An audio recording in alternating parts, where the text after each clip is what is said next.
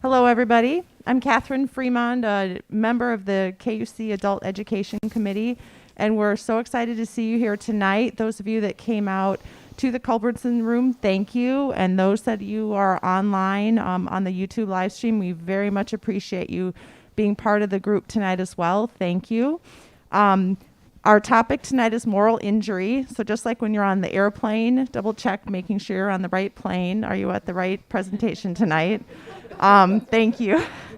And before I fully introduce Chaps, our speaker tonight, I'm going to cover a few logistics, which are Mark is here in person, and I will introduce Mark. This is Mark, who goes by Chaps Schimmelpfennig, who's here to speak with us tonight.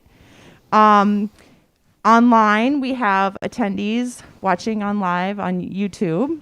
So as we have questions tonight, for those in the room, we have microphones. And so raise your hand if you have a question, and one of us will hand you a microphone. And that way the people that are online can hear your question. And then those of you that are online, if you have a question, YouTube has a chat feature. So please just add your question into the chat box on YouTube. And Christine Hyde, who is here as our facilitator, one of our many tech facilitators tonight, will make sure that Mark hears your question. And for Q&A, if you have a question during the presentation, kind of a clarification question, if you're not understanding or want a little bit more clarification, please ask. But if you have kind of more of a context or longer question or a life experience sort of thing to share, let's do those Q&A at the end of the official presentation. So now on to moral injury. Mark, or Chaps, is our speaker tonight. And the idea for this presentation came from Joan O'Neill, who brought Chaps to our attention, as well as the topic of moral injury. And honestly, when it came up, we all looked at each other and then asked for the Wi-Fi password for KUC so we could then Google what moral injury is, because none of us knew. So it'll be interesting after tonight if any of us find that it comes up. You know, like when you hear about a new car and then you've never seen that car before and then somebody mentions the car and then all of a sudden it's everywhere. So I will be curious if we find that out tonight and if we are more knowledgeable tonight. So I'm going to cover a little bit about Chaps' background and then turn it over to Chaps. But we do believe this is a really relevant topic tonight. Not only for our military, which is I think more where the origin of moral injury began, but also more recently with the pandemic, our healthcare workers and our first responders, and we might even find that it fits in other areas that we're aware of. So, Chaps is the staff chaplain at the Rush University Medical Center Road Home Program, Center for Excellence for Veterans and Families. He provides spiritual care and counseling specializing in PST recovery and moral injury repair to veterans and families in all RUSH programs, which include combat veteran, military sexual trauma, and outpatient programs. Chaps is also participating in pilot programs that provide trauma-informed care and moral injury repair to members of the RUSH healthcare team, as well as suicide prevention programs to first responders. Chaps received his Master's of Divinity from McCormick Theological Seminary in Chicago in 2009, and he has been at the Road Home program for over 5 years. Prior to that, Mark completed chaplaincy programs at both Rush University and Northwestern Hospitals, and last but certainly not least, Chaps is a veteran of the U.S. Army. So, thank you for coming tonight. You're welcome. Thank you. Thank you for having me. I'm not sure how I can live up to that, but I'll certainly try. Thank you for having me. I'm going to be talking about moral injury. Can anyone tell me what moral injury is?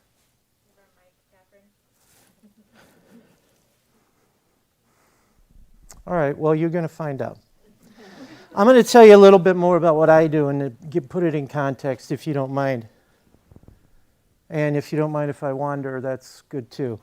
I work at the Road Home program at Rush University Medical Center. It started 7.5 years ago, and it is dedicated to the care and repair of our veterans who have suffered the invisible wounds of war, the spirit wounds, the PTSD, and the moral injury, the spiritual injury. And when they started Road Home, Rush said we wanted to do the 4 pillars of care, because if you don't know, Rush used to be Rush Presbyterian, St. Luke's Hospital. So chaplaincy and spiritual care always had a basis in the healthcare system at that facility. So, and Katie knows this story. Well, maybe she doesn't, but a mutual colleague of ours, Paige Steffen, who is on staff at Rush, called me out of the blue one day and says, "You heard about this job? They're looking for a veteran who's a chaplain." Thank God, finally, something I can do. And 5 months later, I was on staff, and I've never looked back. Rush is part of something called the Warrior Care Network. Rush is an academic medical institution, and we are part of this network that includes Emory University down in Atlanta, Harvard, and UCLA.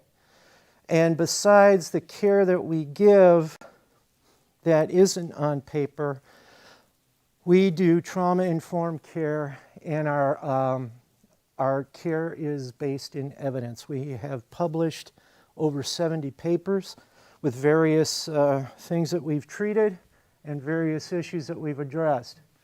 So, we also have a satellite clinic in Effingham, Illinois. But who can come? Military vets, family members of vets, non-veteran service members who are in the Guard and Reserve, who have a mental health disorder related to military service, regardless of discharge status. Okay? Our bread and butter, if you will, is a 2-week intensive program called the IOP, the Intensive Outpatient Program. This is both for combat veterans and for military sexual trauma survivors. It's 2 weeks, and we put in about 120 hours of therapy with all sorts of different modalities included in those 2 weeks. Then the veteran can go home with a continuity of care plan so they can continue their therapy when they get home. We do our treatments again at Rush and Effingham, Illinois, and now, given the pandemic, we'll do virtual, we'll do live, we'll do anything that the veteran really wants. And it's not just for the vet, but it's for the families. Families of veterans, families of combat vets and MST survivors go through their own hell and their own traumas and their own issues. So we treat the family unit, okay? So children of veterans, partners of veterans, spouses of veterans, they are all welcome. And in the red, there is no cost for any of this for anyone who walks through our doors.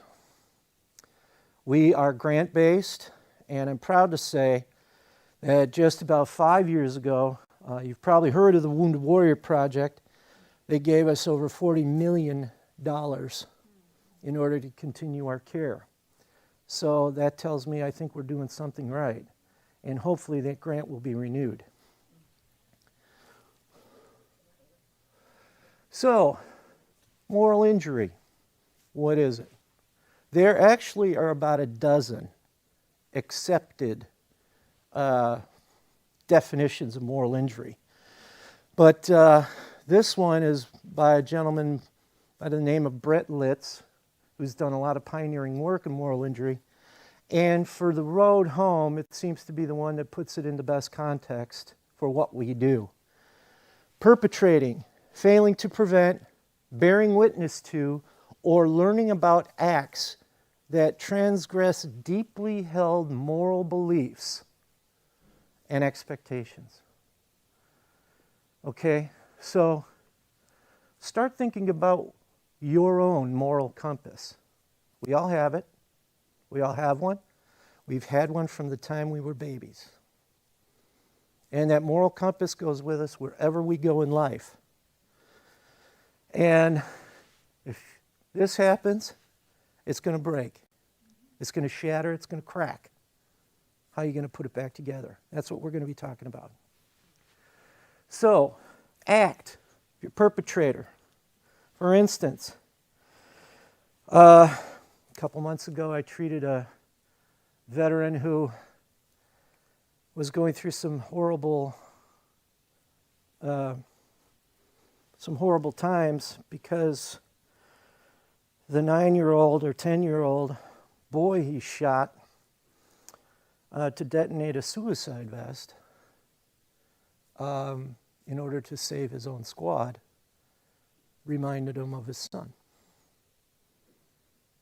So that would be a transgression. If you see things that are morally wrong, abuse against children, women, war crimes and atrocities, okay, or failing to do something. It's what I call the coulda, woulda, shoulda, if. You see something that is morally offensive to you, or that you just know isn't right, but you don't do anything about it. That's a wound that you can carry with you as well. Now, I'm not trying to be spectacular here, but this is just a simple cross-section of the experiences that I've dealt with and we have dealt with at the road home. Okay? Called in an airstrike when you knew kids were there. Shot and killed a young boy with a weapon. Didn't say anything when prisoners or innocents were being abused. Okay? Witnessed fellow service members assault women. Part of a convoy that ran over children. You may not know this, but in the military they have something called ROE, the Rules of Engagement. There's acronyms for everything in the military. But convoys were a very vital way for us to resupply our people out in the field. Well, if convoys slow down, they could be attacked, they could be ambushed. So convoys, for a long time, had rules: you do not slow down for anything or anybody. So yes, people were run over, kids were run over, and you just kept going. So these are just some examples of the kinds of things we're talking about when we're talking about moral injury. Perpetrating, witnessing, or that I coulda, woulda, shoulda, if, but didn't. So there are core signs to moral injury, and this is where things get a little bit gray. You've probably all heard of PTSD, post-traumatic stress disorder, and don't for a moment think it's just for combat anymore. Trauma is trauma. If you have suffered trauma, you could possibly have some PTSD about it. You could possibly have some moral injury about it. Okay? The core signs of moral injury here are guilt, shame, spiritual struggles, and loss of trust. And then from that, from these core symptoms, come other things like sadness, anxiety, social alienation, self-sabotage. Is any of this starting to sound familiar? Okay, maybe people you know, or maybe your own experience. Anger, okay. I should have made, coulda, shoulda, woulda, if, made another decision. I'm a monster, I'm broken. Okay, how could God allow these things to happen? I am beyond forgiveness. I'm damaged goods. That puts you in a very dark place. And how can I ever trust anybody again? The people that I was taught and trained to trust in broke that trust when they assaulted me or raped me. Again, it's not for combat anymore. PTSD used to be a label that was given to people who had gone through horrible things. And they were crazy. They were time bombs waiting to go off, all those other things. Well, yeah, you're right. But it wasn't just for combat. Trauma is trauma, as I said. If you've suffered trauma in your life, okay, whatever it might be, trauma is trauma. And it can have an effect on you. And the effects of PTSD, the physical and psychological effects of PTSD, the hypervigilance, the hyper-awareness, the avoidance, all of those different things, physical and psychological symptoms, they're the same across the board, okay? Moral injury is moral injury. Now, it's not going to be the same because each one of us has our own unique moral compass, right? And each one of us has had our own unique experiences. So when we're talking about the pandemic, my work as a chaplain at Rush, the first responders, the people that have been bringing these severely ill patients in, the medical personnel, the nurses, the docs, and the EVS folks, the environmental systems people who clean up the rooms and take out the trash, the chaplains and the clergy. I saw a lot of death in the last 18 months. And what really sucked about it, I had to watch it from outside the room because those families weren't allowed in. We weren't allowed in. So you saw these nurses and docs and techs get suited up like they were going into some chemical warfare environment, which they were. And they'd hold an iPad in front of the patient so the family could say goodbye. Well, the patient couldn't. They were intubated. They couldn't say a darn thing. So,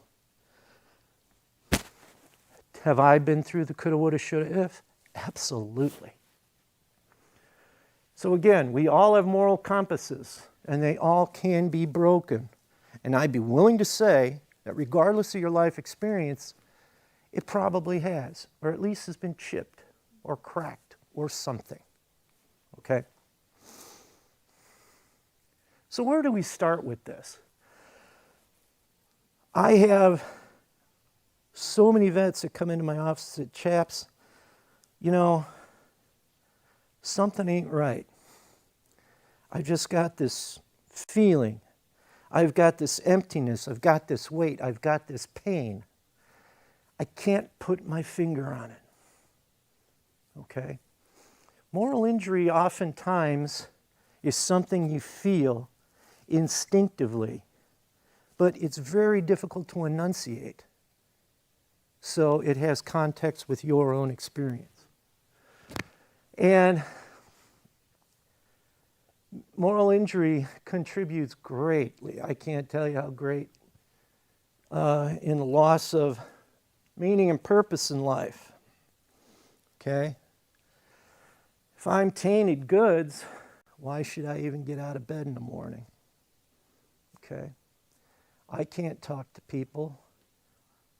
They would never understand what I've been through. I've bottled up these feelings for so long, I'm about ready to explode. How do you describe a wound of the soul? I mean, that's really what we're talking about. We're talking about a soul wound, a spirit wound. That is moral injury. And again, clinicians do a wonderful job in treating the symptoms of the PTSD. The stuff that can be quantified much more easily than moral injury. You know, you have all the stats and you have all the tests, but it's been difficult to quantify a soul wound. And these men and women have been through the VA. They've been through all these treatments and all these different things. And a lot of times they don't have anything left when they come through the road home. But in all their experience, no one has asked them, how's your soul? How's your soul? When you're going through a rough time, okay, maybe it was family or job, whatever, you're going through a really rough time and you're in a dark place. You know, people might bring you casseroles and, you know, you go to church or any of that kind of thing. But who asks you, how's your soul? So we need to assess it. And I call it name it to tame it. Okay, talked about a moral compass. It's something we're brought up with, as I said, from the time we're babies. Right from wrong, very simple, right? Don't hit your sister, eat your green beans, go to bed on time. Thou shalt not, right? Now, in many cases, faith tradition, and formation play a large role here. How many kids do you have? Reverend, wake up. Reverend. Well, I was going to ask him how many kids there are in the program, but, you know. Anyway, how many kids do you have in your programs? Probably. 150. Okay, so you know what? They're developing their moral compasses, right? And faith, coming here to Kenilworth, is part of that. And you want them to have that formation, which is wonderful. But it's that those are the kinds of things, those are the values that you're going to carry with you through the next stages of your life. All right? So if we put it in the context of joining the military, we take thou shalt not kill, and we make a choice when we put our hand up to suborn that and other values that we have come to hold. We're suborning that to something bigger and greater that you can't necessarily articulate very well sometimes, but you're making a choice to take on a new compass, okay? What's the mission in the military? You know, you'll have as many answers as you will, as people are in this room. But in a time of war, it's to kill the enemy, blow stuff up over there so it doesn't happen here. So, you go from thou shalt not kill to kill or be killed. And now you're being put into an environment that it's okay to kill if you have to. That can really mess with a lot of people's minds, mine included. Okay? So you have these two compasses. They work in tension with one another. They're kind of antithetical to each other, okay? And you take that with you into combat. You go outside the wire. Trauma happens. That compass breaks. It shatters, okay? And you have loss of task, meaning, and purpose in your life, whatever that means to you. And basically, you're losing a lot of your identity. Now, the national sample of combat veterans, so I think VA, yeah, they say that the prevalence of moral injury is, 10% in self, 25% in others, and 25% as a betrayal, loss of trust. Well, this is what we got.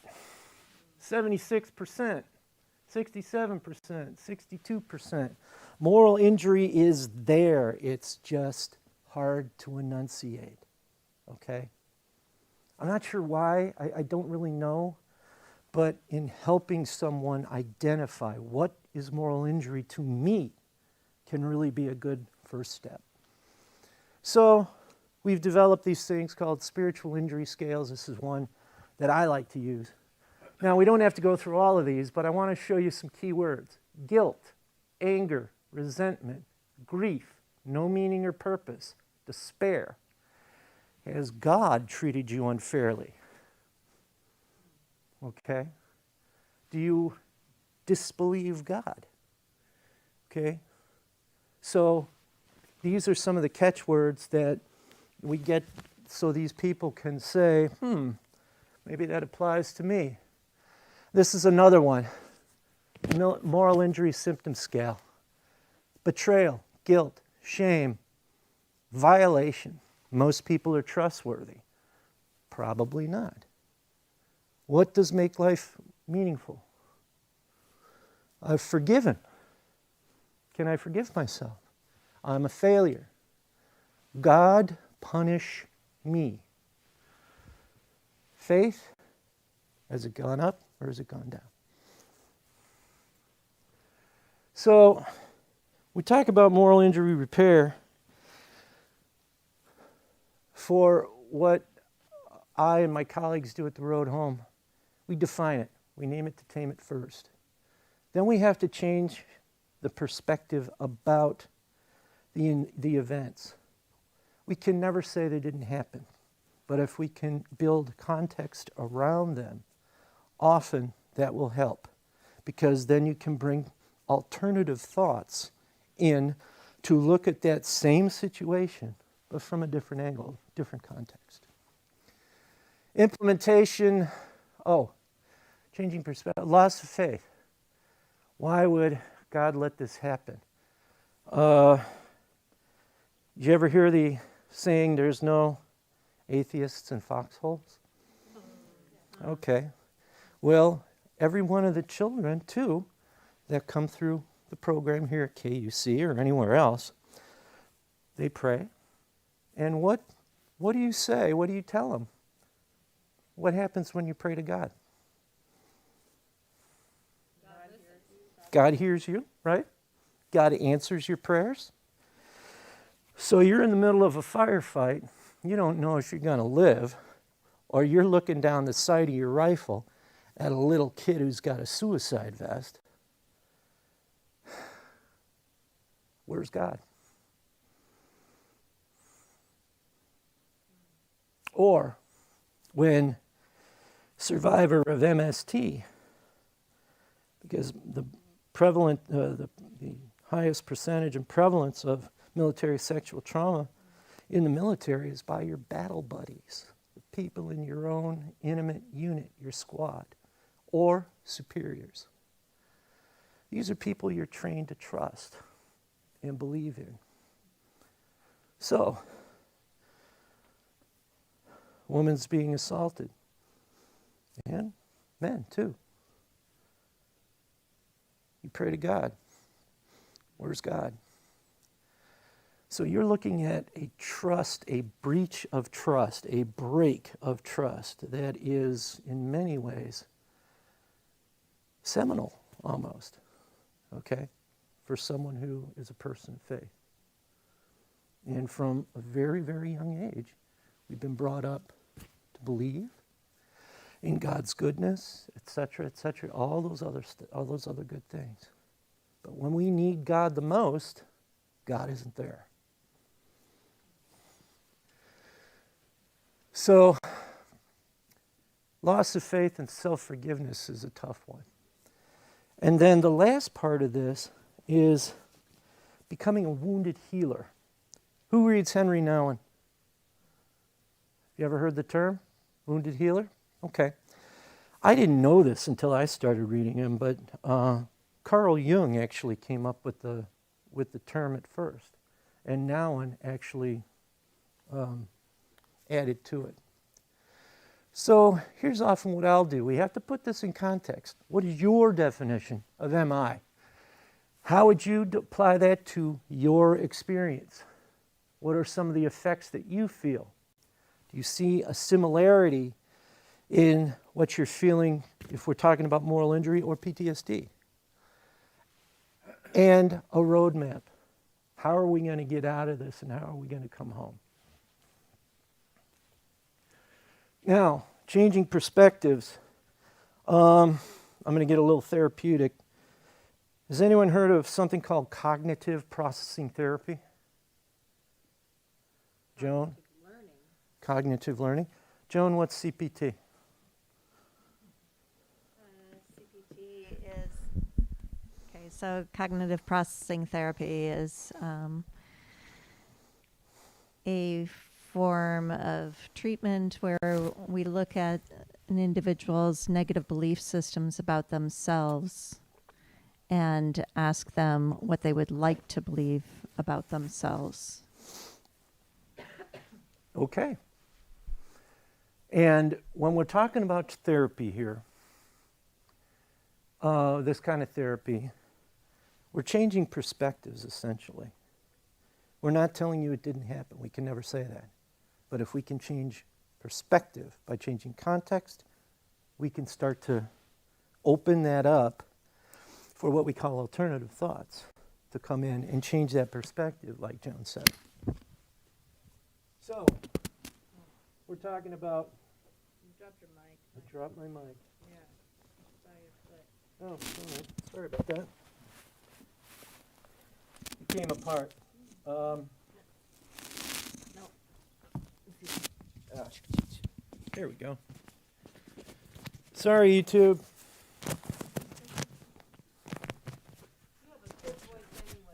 Thank you. I'll use my command voice. So this is a quote unquote generic example. That'll say, while on convoy duty in Afghanistan, a service member believes, he believes or she believes, that had they seen that IED in the road that blew their friend apart, they would have been able to save their friend's life. And how much do they believe it? 100%, absolutely. Okay? It's part of what trauma can do to us, is that we become the victim, or not the victim, but what's the word I'm looking for? It becomes our fault. It becomes our burden. Okay? Or conversely, this actually happened a lot, and it scared the hell out of nurses and medical teams. They're doing a check on an intubated COVID-19 patient and finding him stable, vital signs and all the other stuff. ICU nurse went down to get coffee. It's about 3 a.m. She came back, the patient had died. Oh my God. Did she do something wrong? Was it her fault? Could she have done something different? Should she have done something different? So see how we're kind of getting context here. And this is all on her. She is saying this is all on me. So we have to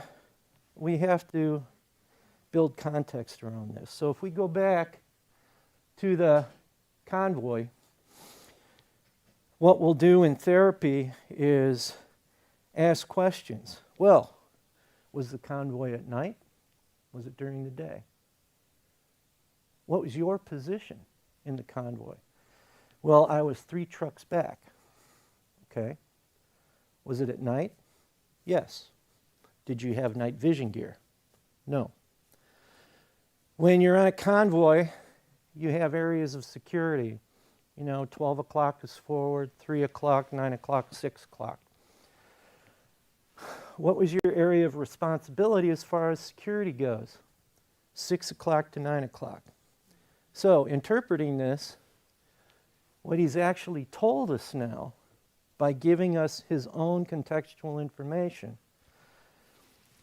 this is what he believes. But now we find out it was at night. You didn't have night vision gear. Okay? 3 trucks back. And trucks had to, they had to have a minimum safe distance between each other, so if an IED did go off, it wouldn't take out 2, right? So he's pretty far back. And his area of security was 6 o'clock to 9 o'clock, so physically, he was facing this way when the IED went off over here. Okay? So, this kind of puts a different context. This puts a different light on things. Okay, do you see where I'm going with this? Right. And so, asking these kinds of questions. Okay. Where were you? What was your role? What kind of training did you have? When did you start thinking this way? All of this. These kinds of context-building questions is going to be critical into changing the perspective. Okay, well, who else could have been responsible? Well, of course, the insurgents. They put the IED in there anyway. The equipment. I didn't have the right equipment. I didn't even have night vision goggles. I couldn't see a darn thing. Leadership. Well, we'd gone down that same route 3 nights in a row. Well, that's not good tactics. They're going to be waiting for you because they know your routine. So who's responsible for that? The leadership, the people who made up that stupid idea in the first place. So how much of you is now to blame? Okay? You can still feel some responsibility, and a lot of that is the grief that you feel for the loss of your friend. But are you responsible? Okay, that's the perspective that we're working on that can help someone to heal. So, changing perspectives. How many of you have anniversaries in your life? How many of you forget them? I'm not talking about gentlemen forgetting your wife's wedding anniversary. All right, let me ask you this. Let me ask you that in another way. I'm sure that all of you have suffered loss of a loved one at some point. Yes? Yes. I'd be willing to bet that you remember the day and the month that they passed. Yes? It's an anniversary. It's a significant anniversary. And when that time of year comes, can you maybe think about how you might feel? What kind of thoughts might come into your head? What kinds of things that could affect your mood, your feeling, the meaning and purpose that you have? Because you are grieving. Okay, you're still grieving. Grieving is love that has nowhere to go. So, some of the things that I do with the vets and with the trauma care that we're doing at the hospital, the anniversary of a death is real. But what are you celebrating? You're celebrating a life. Okay? Did you ever hear that term, dash between the dates? You know when a person's born, you know when a person's died, you see it on their gravestone. What does that dash represent? A life well lived. Isn't that what you should be remembering? Right? When I'm in the hospital or when I'm at the road home and we're grieving over a loss, I do what I call a service of remembrance. Okay? Okay, this person is gone. But why did you love them? What made them who they are to you? I don't say were, I say are. Okay? Life and remembrance. Why were they your friend? Why did you love them? Why do you think they loved you? So if that person was here, in that chair, what would you say to them? What do you think they would say to you? Now, if I'm talking to vets, they'll say that their friend in the chair will say, get off your butt and move on. It's okay. 99% of the time. Oh yeah, that's what they say. All right. So the nurses and the doctors, they would say to the patient, I'm sorry, I did all I could. What do you think the patient would say? He'd say, it's okay. You did your best. I received wonderful care. So you have this these thoughts, but obviously they're not connecting. So we got to help them connect. Okay? So, what about all the people you helped? What about all the times you made a difference, whether or not somebody else told you that or you knew it yourself? But by asking these questions and going through these processes, we allow alternative thoughts to take hold. So it becomes, through that context building, that pain can lessen. And it can take you from a red to an orange to a yellow to a green. Okay? And just going through that mindfully can help get you through a tough day. Now, self-forgiveness. This is a tough one. I cannot be forgiven. God will never forgive me. That was mine. I had gone too far. I was damaged goods. Or I cannot let go of the memory of my friend, because if I did, I would be dissing him or her. So, you understand what I mean? Remembrance is penance, okay? I cannot let that go, because if I do, then that person will not be remembered. And what they're also saying is then I can't do my penance because I'm responsible. So we lower that guilt to sense and responsibility. There's a gap, alternative thoughts. So you get to this point and you begin to ask, well, can you forgive yourself? Well, a lot easier said than done. And more often than not, a veteran or a healthcare worker will still believe or be a believer.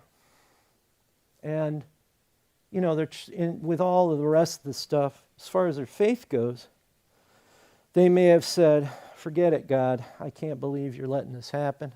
Or you deserted me when I needed you the most. Or something along those lines. So, one of the pivotal questions I ask, do you still believe in God the Father?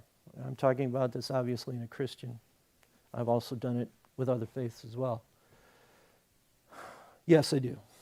Do you believe in Jesus Christ the Son? Yes, I do. Do you believe that God the Father had Jesus come and have the Word made flesh to come and forgive our sins through his ministry, death, and resurrection? Yeah, I think so. Okay, here's a contextual question for you. If God forgives you and Jesus forgives you, do you think it would be all right with them if you began to forgive yourself? That can often stop someone in their tracks. And even if they can't answer, it tells me they're thinking. The wheels are starting to turn. And how many of you believe that, it says in the Bible, oh, well, God knows our thoughts and blah, blah, blah, even before we think them? It's okay to say yes, right? Okay. All right. That may very well be true. But when's the last time you've told God your story in your own words, from your point of view? Okay? We know God's up there. There's no question. But has God heard your story in your words from your point of view? That might be a good place to start. Because I know some people have called me heretical for this, but God's got some answers. He's got some answering to do. Okay? And you have every right to say why. It's no sin. Okay? God has some questions to answer. And through that process of your own witness, hopefully through the power of the Holy Spirit, that can also open you up to receive. Maybe some answers, maybe not. But it reconnects, and that's the bottom line. Why weren't you there when I needed you the most? We've gone through this before. Can you forgive God?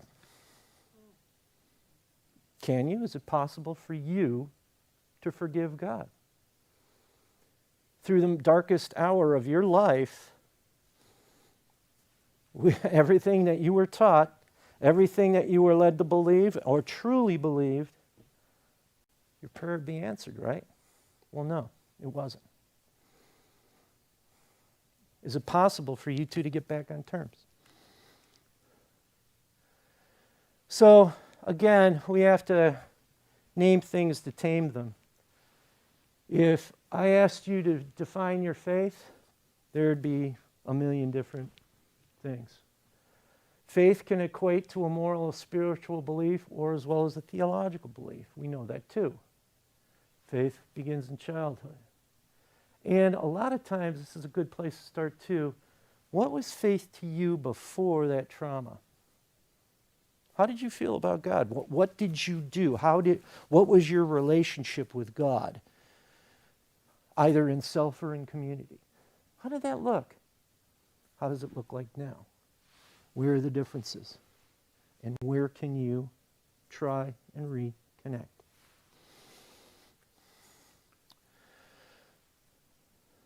So, has anyone ever done a spiritual impact statement that wasn't a confirmation student? Okay. This is, for lack of anything else to describe, is what I call it. Okay? How did this happen? How did this loss of faith happen? How did this occur? And does God know your story? And what would it take for you two to reconnect? What would it take? Now I talk about TMP. We were joking about it before we got started. You know, the military is full of acronyms. And TMP, I call it Tango, Mike, Papa. Tango, Mike, Papa. Task, meaning, purpose. Carl Jung started it. Henry Nouwen brought it up to the level that we're probably most familiar with. But basically, we're all wounded, physically, emotionally, spiritually. But through helping others, we can heal ourselves. Okay? So, when we talk about service members, or we talk about first responders, healthcare workers, that sort of thing, we are looking at servants. These are people who chose to serve, right? Each in their own way. They chose to serve. It's something that compels them to get into what they were doing and to keep doing what they're doing. Okay? So, what does that look like? What kind of things do you do right now, even with all of this trauma that's happened? What do you still do to serve? And you'll get some amazing answers. Oh, well, I teach Sunday school. I'm a soccer coach. I tutor underprivileged children. I take old broken motorcycles and restore them and give them to vets for free. Okay? So even if they're not aware of it, they haven't made the connection, they are still servants. They are still serving. So I will ask them, I'll say, okay, not how does it make you feel, but how does it help you to feel? Well, yeah, it feels great. Does it feel like you might have a little bit of meaning, a little bit of purpose going on there? Well, yeah, now that you think of it. Okay? But you still have to connect. So, if you're going to help others and heal yourself, what does that look like? And because they haven't made the connection, often it's kind of difficult to answer. So then I just kind of bring it down to its lowest common denominator and ask them, what brings you joy? What brings you joy? Okay.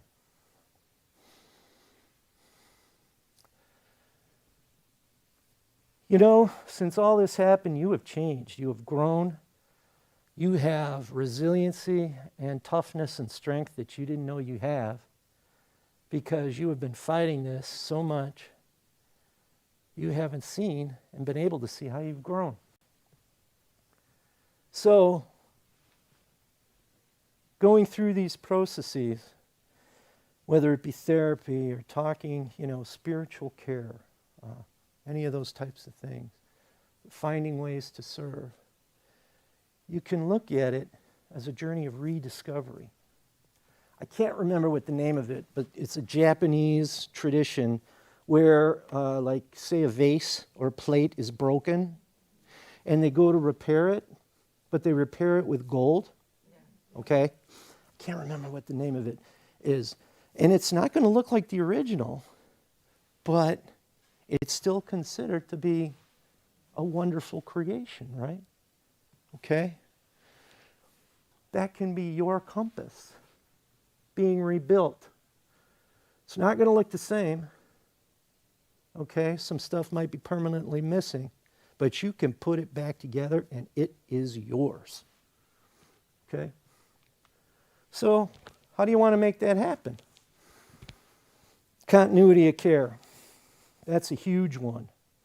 Besides spiritual care and the clinical things that we do, wellness, which is a huge catchword, we do a lot of wellness. But we also do certain modalities that have been proven through evidence-based treatment to really work. Those include acupuncture, art therapy, mindfulness, MBRT, which is MBS, mindfulness-based stress reduction, whatever that is. It's been a long day. Yoga and equine therapy, things like that.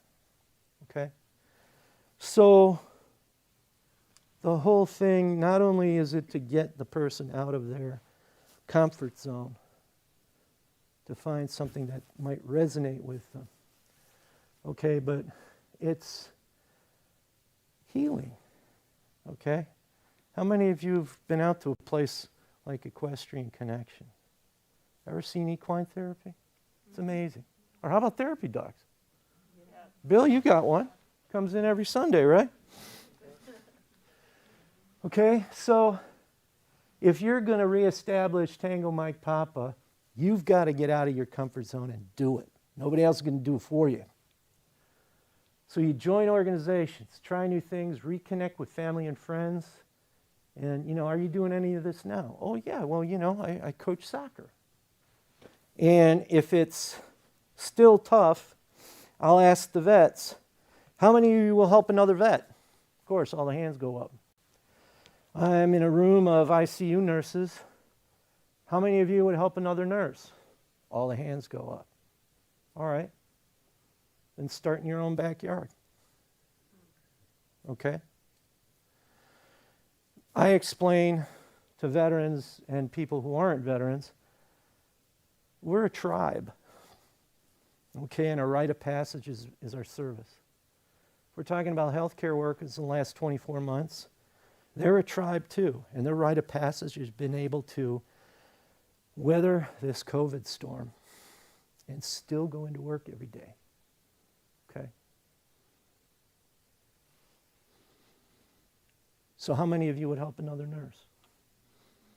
And bottom line, what gives you joy? So I talked about evidence-based treatment. This is a paper that was published earlier this year. And I don't know if you could see it, but this measures PTSD symptom change over time by history of morally and injurious event exposure.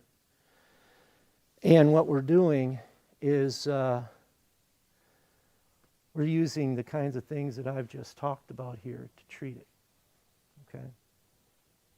addressing moral injury with those questionnaires, kind of work I do, reestablishing Tango Mike Papa, changing perspectives, etc. Now, PCL5, that's a psychological test, and oh, it's getting late. Anyway, what does PCL do, John? Okay, well, anyway, we use it, and it measures the level of, the PTSD and depression. So a 60 is going to be huge. That's going to be very, very high. And the treatment day is treatment day number 2. But treatment day 18, you've gone from a 60 to about a 40.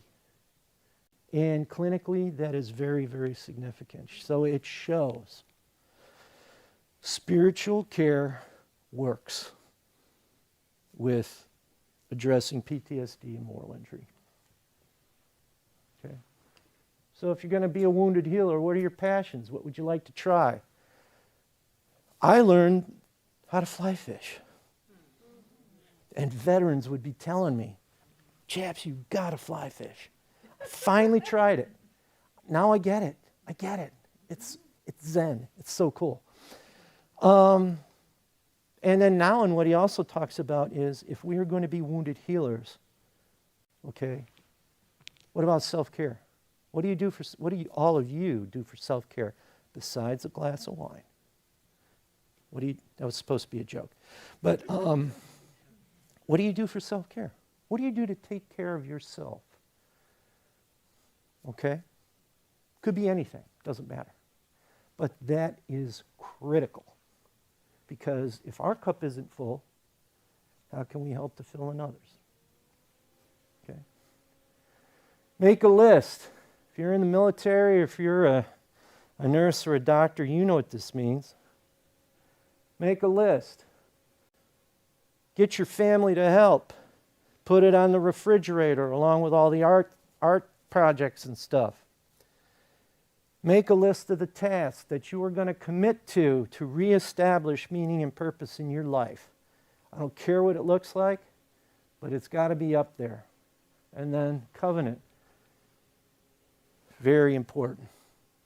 You all have to make a covenant with each other, with yourself, and with God, with the divine, that you are going to do this.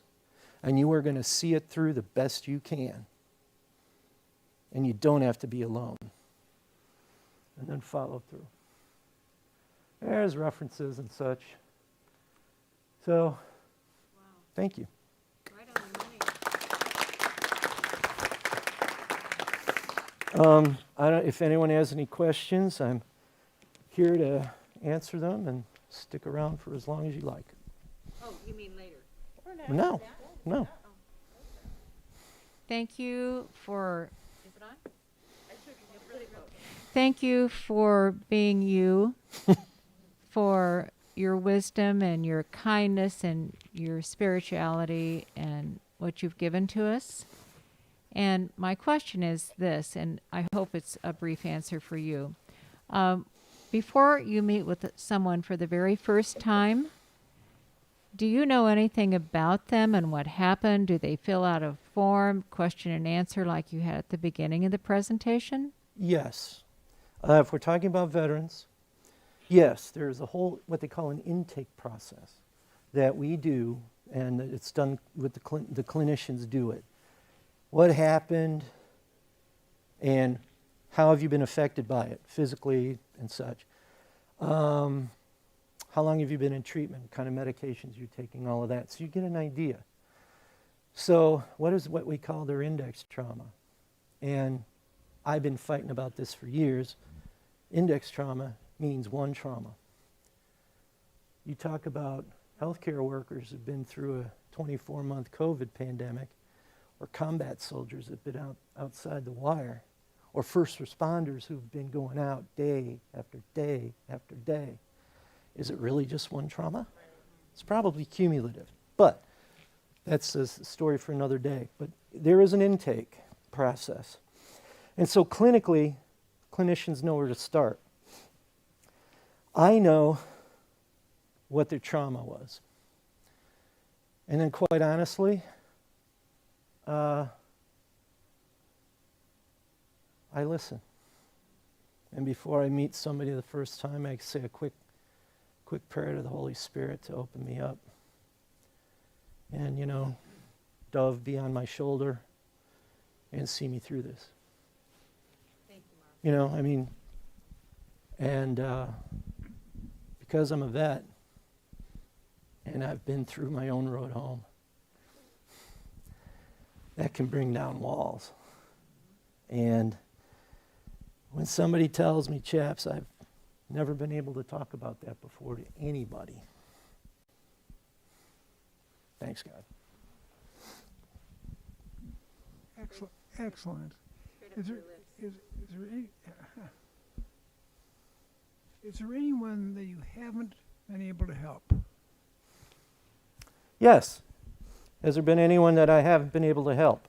Or collectively we have not been able to help? Yes, absolutely. This isn't perfect. But what I have found and what we collectively have found in the work that I do, with who I do it with, the biggest factor is being ready for it. If you are still in denial, if you're still in avoidance, if you are using anger and all of those kinds of things, self-sabotage is a great one. If you're still actively using those kinds of things to separate you from facing what you need to face, it's not going to work. Okay, I call that the box and bury stage. All right, how many of you compartmentalize, put stuff in a box, right? Then you bury it as deep as you can. Then you burn the map because you don't want it to come back. I mean, it's human nature. So they might be in the box and bury stage, but a lot of this is once the person who suffered the trauma understands that they have been hurt and they have probably been hurting others through their actions, loved ones especially, and that they need help. And they're not alone. Okay? Combination of those will then bring that back to a higher success rate.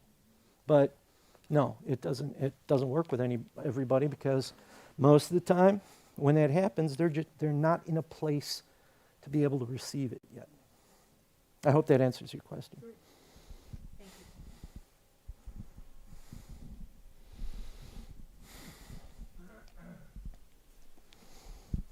Hey, Mark. So I really understand and appreciate the concept of your moral compass that you grow up with, and then this takes it to a different place and kind of ruins or breaks that moral compass. Mm-hmm. In your whole discussion, you kind of left that analogy or that framework behind, and you moved off to other thoughts. I guess my question is, can you relate it all in a sort of simplified manner, your ideas that you put forward, back to the idea of, fixing your own moral compass? Absolutely. It all goes back to that, okay? Because that's something visual, okay? The compass is this glass thing, right? Whatever a compass looks like in your mind. It's been chipped, it's been shattered, it's been broken, okay? That visual is something that sticks, okay? And yes, to answer your question, Randy, absolutely. All comes back to that, okay? And so ideally, can you see yourself putting these pieces together and, okay, it's looking differently, but it's going back together, okay? So that visual is indeed very strong.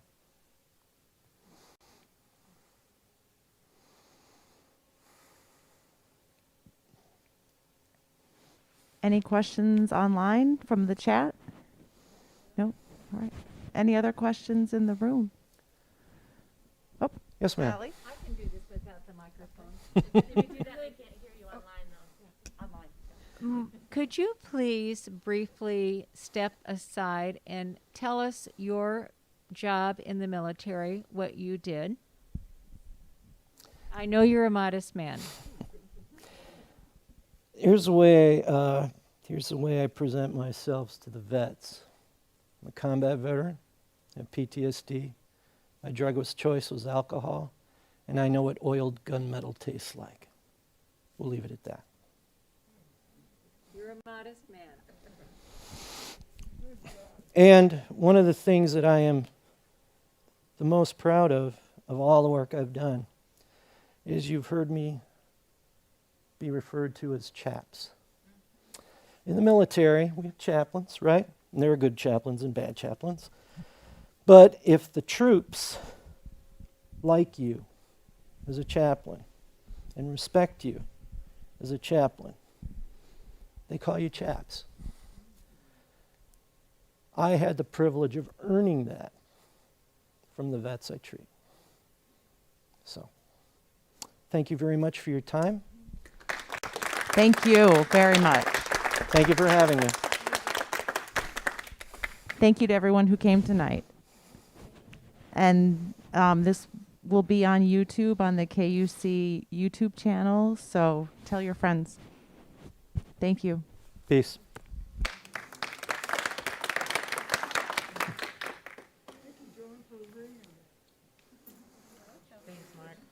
So did you learn a little bit about moral injury now? Yeah. Yeah. Yeah, it's great.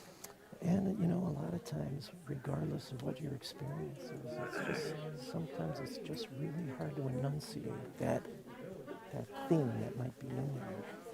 So being able to normalize that and get someone to be able to say, this is what I'm feeling, this is my experience, can be a huge first step.